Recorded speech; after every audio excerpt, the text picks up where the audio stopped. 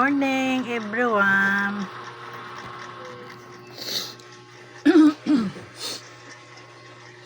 Busy tayo ngayon kasi nag-aayos yung mga anak ko ng panghanda nila. Ito po, titingnan natin po sila. Saglit po.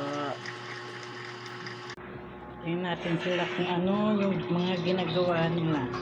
Ano po.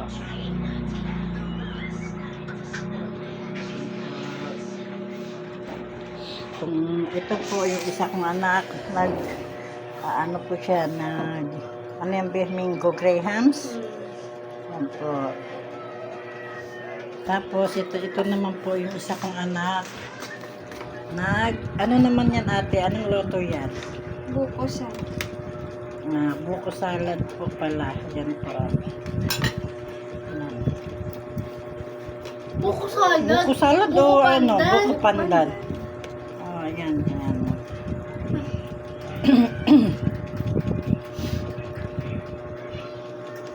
Sarap ng ano. Ayan po. Saan yung isa kong ganito? Salad. Naka-open natin kasi si mama. Gagamit yung sa mga? Hindi na. Okay na yun na. Okay na.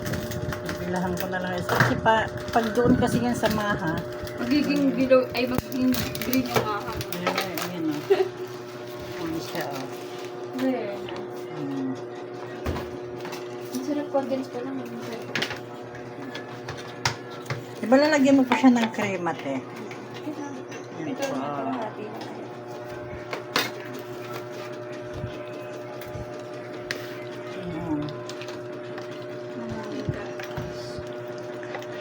Kayo mga kamama, anong handa nyo po? Yan.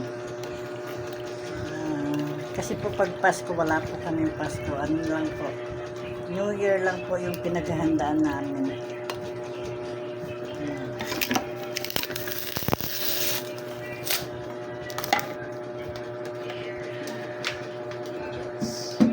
Di ba kailangan mo to sa mahay? Isang angels? Yung isa. So, ayan po yung anak ko naman.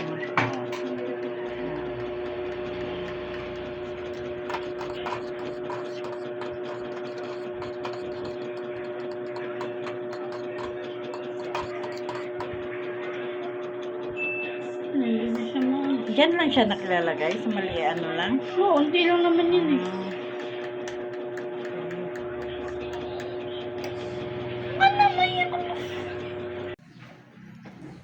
Morning guys. Dito naman po ang yung kamama. Gagawa po ako ngayon ng maha. Ito po, saglit po.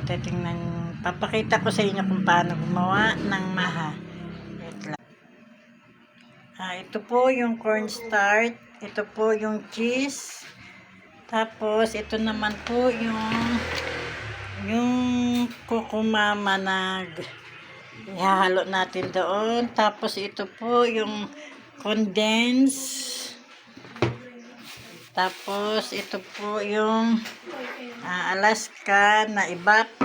Ayan po. Ayan po yung mga sangkap ng maha. Tapos, ito naman po yung sweet corn. Yan po ihalo natin. At pwede rin naman, kasi ako pag nagumagawa, nilalagyan ko ng cream ginsada para mas masarap. Yan po, lahat po yan. Yan po yung gagamitin ko pagluto. Pabalikan ko po kayo.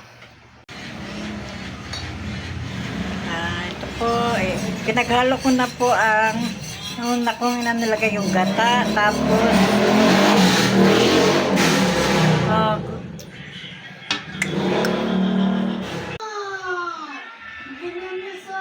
ito po ang pinaghalo ko na po yung gata at saka yung sweet corn.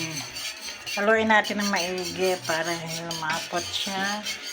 Tapos isusunod ko po yung gatas.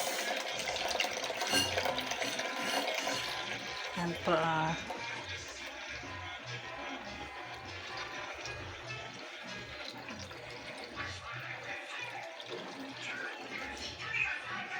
po.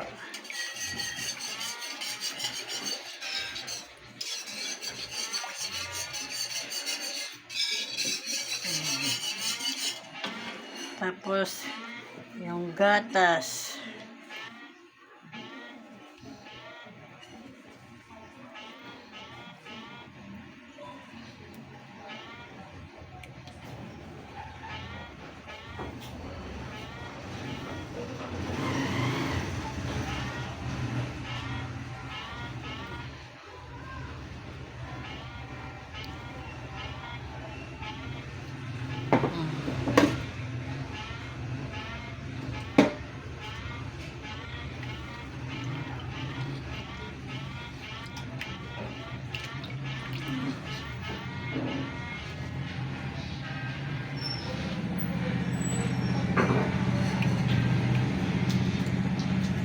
Wait lang!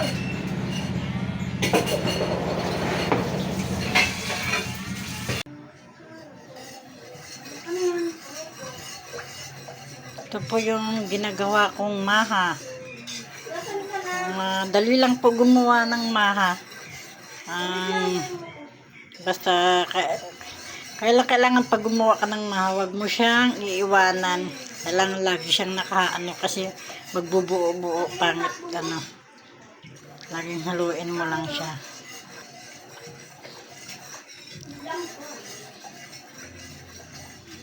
Lakasan mo kasi. Yan ang habang natakbo ka. Pindutin mo yan. Sa matakbo ka, pag pindutin mo yan. Hindi, isa lang. Ganito, oh. Yan, diba? Yan na. Ayan na po siya, luto na. Ayan. Ayan po.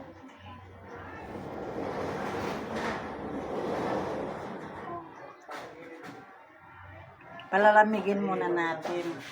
Tapos sabay hiwa-hiwain natin.